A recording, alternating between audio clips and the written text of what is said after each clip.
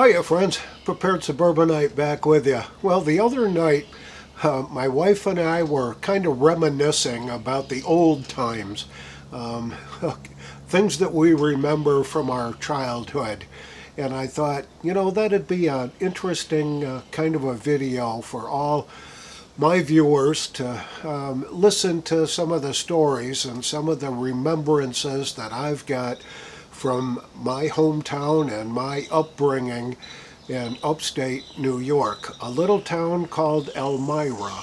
And it's right on the southern border, about halfway across the state, southern border between New York and Pennsylvania, and had a population of about 35,000 or so when I was living there, and it was quite a nice little place to grow up in. So let me share some of the remembrances and stories from my childhood. I think you'll have some fun.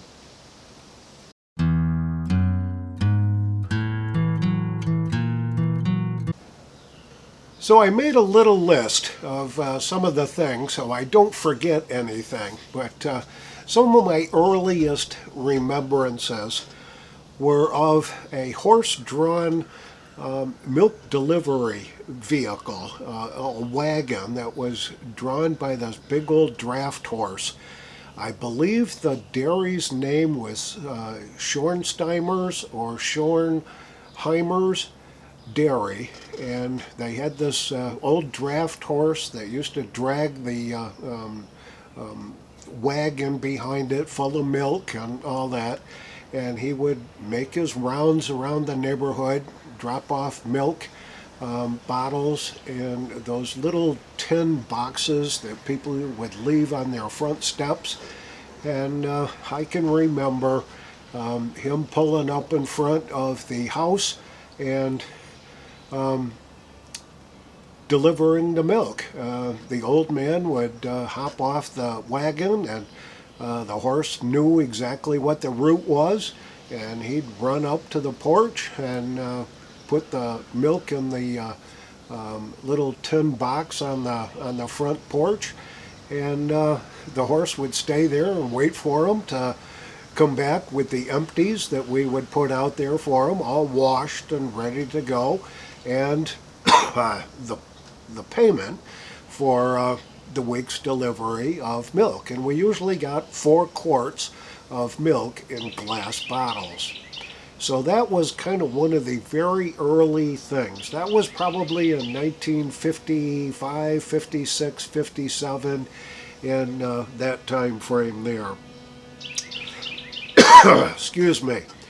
I can remember the Fuller Brush Man, and he would come to the house maybe once or twice a month. He was a disabled Navy veteran that was stationed at Pearl Harbor on December 7th, 1941, and he was injured during the raid on Pearl Harbor and lost part of his hand and was burned. And what he was doing, he took this as a second job, and he was using the funds that he earned on his Fuller Brush route to save up enough money to attend the 25th anniversary of Pearl Harbor. So that would have been leading up to it in probably 61 or 1962 and 3, in that range there, because I believe the Pearl Harbor 25th would have been probably in 64, 65, something like that. And he certainly wanted to attend that. And I can remember my mother buying scrub brushes and toilet brushes and all kinds of stuff. I think I've still got one that I use in my shop from time to time. It's just this little wooden handled brush that I use to sweep sawdust and stuff like that. Just a little handheld thing. But we've had it for years and years and years. So fond memories of the Fuller Brush Man coming to the door. The Charles Chips delivery man would show up every Saturday morning around 9:30 or 10 o'clock in the morning with one of those tins full of potato chips. And wow, what a treat that was. You get the regular chips, and they were the best chips in the world you could ever get. Much better than what you could buy at the supermarket, that's for sure. And they'd come in this great little brown, tan and brown tin. And I can very specifically remember getting a tin full of barbecue chips one Saturday, and boy, were they great. And speaking of Saturdays, Saturday morning TV. When I was a kid, Saturday morning TV would kick off at about 6 a.m. and I'd be up at 5:30, and we'd watch the test pattern on the television set until the stations would sign on, and we'd see My Friend Flicka. We'd see the Roy Rogers Show. There were a few cartoons at the time, Popeye the Sailor Man, and Clutch Cargo. I remember those kinds of crazy things. Bullwinkle the Moose, and Natasha and Boris Badenoff and all that. Very interesting times that we'd have on Saturday mornings watching Saturday morning TV and cartoons.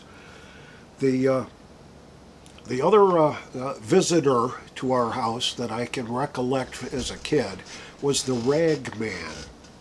Now, this old man had a tricycle that had a big basket on the back of it, and he'd come pedaling down the street, and he'd be yelling, "Rags, rags, rags!" And if you had old shirts and pants and towels or whatever it was, you'd put them out on your front porch, and when he announced his arrival in the neighborhood, you went out on the front porch and you handed those bundles of rags to him, and he would recycle them and turn them into rags, and then he'd sell the rags to folks that they could use for cleaning cloths and all that. So he had quite a little route going on. Kind of a strange guy. There were times that he would just pull up in front of the house because he knew that we would donate rags to him, and he'd just sit there for half an hour or so waiting, and yell at rags every once in a while. And I can remember if we didn't have any rags to give him, that he'd just sit out there, and my mother would kind of hide us in the kitchen and make sure that it looked like there was nobody home. So that was the Rag Man that I can remember. Vehicles that we had when I was a kid. A number of things that kind of stick out for me. We had a 1957 Chevy Bel Air convertible that was purchased brand new in 1957. And it was snazzy, let me tell you. That was quite the car. Convertible, holy smokes. Nobody had a convertible back in those days. And the thing would come back like that and fold up and go into the boot in the back. Absolutely amazing. But we only had that for about a year or so, and my dad traded up and got a 58 Chevy Impala in 1958. And that was a nice looking car. It was kind of a aqua blue and two-tone white, beautiful vehicle. And shortly after that, he traded that in on a 61 Oldsmobile 98. It had a rocket V8. I think it was a 391. that was in it, and that was quite a vehicle. We held on to that one for quite a long time, and that's the vehicle that I drove when I took my driver's test when I was in high school. And it was as big as a boat. It really was. It was quite the thing. And of course, you had to do a K-turn in a narrow little street with it. And I pulled it off first time, got my driver's license. But I have fond memories of that vehicle. My dad always had a second vehicle that he'd use to drive back and forth to work with. He worked on the railroad, and we just picked up old cars that he'd just drive from my house to the yard office where he worked at the railroad. And I remember, I think one of them was a 53 Chevy, and he drove that for a number of years, and decided he wanted to sell it one day and put it out in front of the house, put a sign on it, said for sale, $35. And nobody stopped. Nobody came by. Nobody was interested. So he went out a few days later and changed the 3 to an 8. So he just enclosed the loops so the 3 looked like an 8, and sold it about 4 hours later for $85 instead of $35. That was my dad. He was quite the businessman when it came down to it. Accountability. I think there's something to be said about being raised in a neighborhood where everybody kind of knew everybody, and they kind of watched out for all the kids in the neighborhood and all that.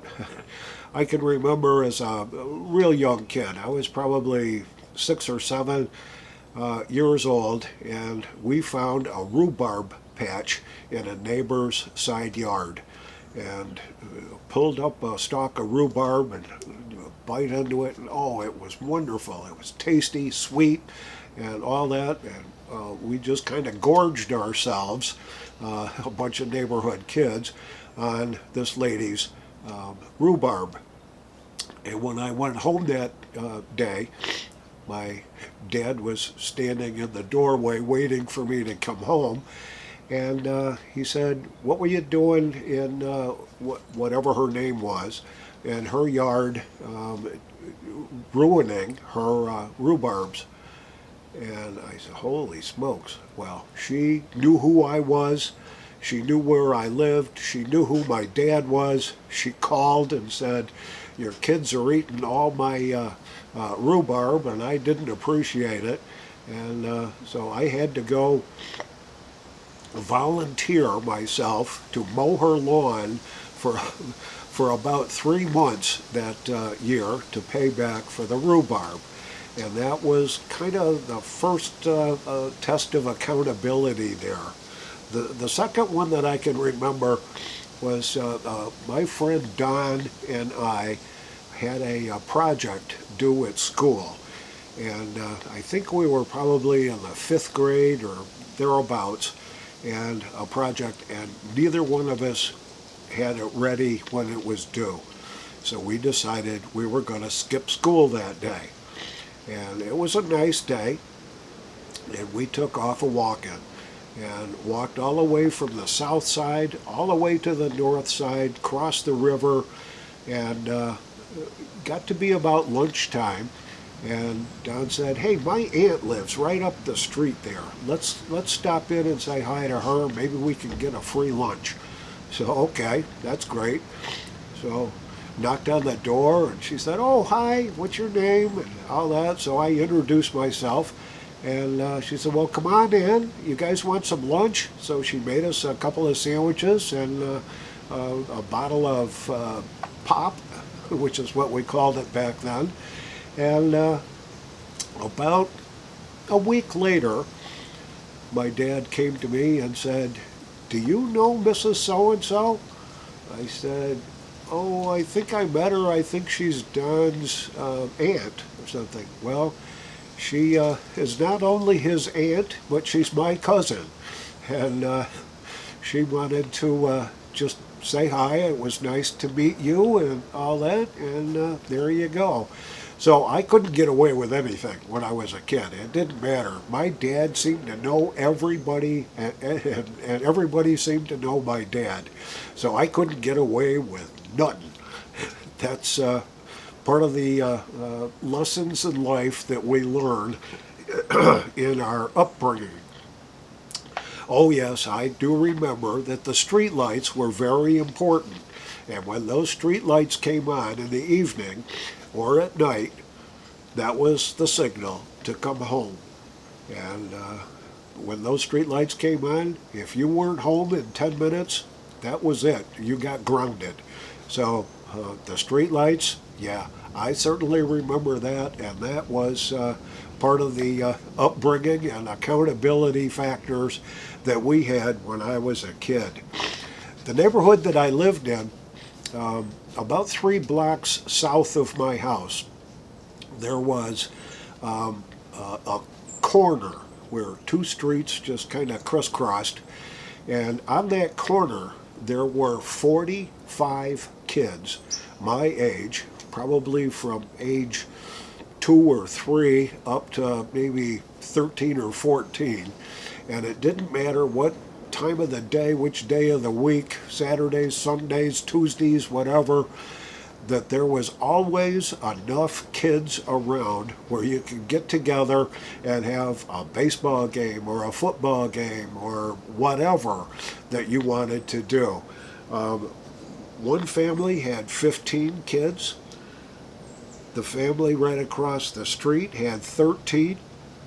And the one that lived right next to the one with 15 had 17 kids. So that was 45 kids in 3 houses on one corner in my neighborhood. And boy, did we ever have an awful lot of fun. Didn't matter what day of the week, what time of the day, you could always go down there and find a bunch of kids to go have fun with. The local playgrounds, there was a couple of them in my neighborhood that I can remember spending a lot of time at. Beecher Park was one of it. Now that was, I believe, named after Thomas K. Beecher, who was a local reverend and part of that age-old history in my hometown. But Beecher Street Park, it was actually on Cypress Street, but they called it Beecher Street Park, had a set of really tall swing sets. There was teeter-totters. There was a wading pool, a baseball diamond, a basketball court, and a water fountain right next to the precinct voting place. It was just this little wooden house-looking thing that's where folks in that precinct would go to vote for local elections and federal and state and all that. So I can remember spending hours and hours and hours playing in that playground. That's where I first learned some of the etiquette that you need to have as a kid to be able to make friends and get along with folks that you didn't know, made all kinds of friends, had a great, great time. So I'm just bringing all this up. I think it's kind of interesting to share some of the stories of our youth and some of the things that we remember, and to draw a contrast, I think, between now and then. Right now, I don't see kids doing what we did as kids. They all seem to be part of a helicopter mom kind of a group, that they had to have scheduled play times and play groups and things like that. Well, that's not what I can recollect from my upbringing. We were footloose and fancy-free back in the day. Love to hear what your thoughts are, what you remember from your childhood. I'm almost 73 and born in the early 50s. grew up in the 50s and 60s, graduated from high school in 1970, and that's my story, and that's my remembrances. Please share yours, and if you enjoyed this kind of a video, let me know in the comments. Give this video a thumbs up, and if you're not subscribed, please do subscribe. If you think you're subscribed, double check to make sure you still are, and share this video where you can. This is the Prepared Suburbanite, reminding you to be prepared always, and I'll see y'all on the next video.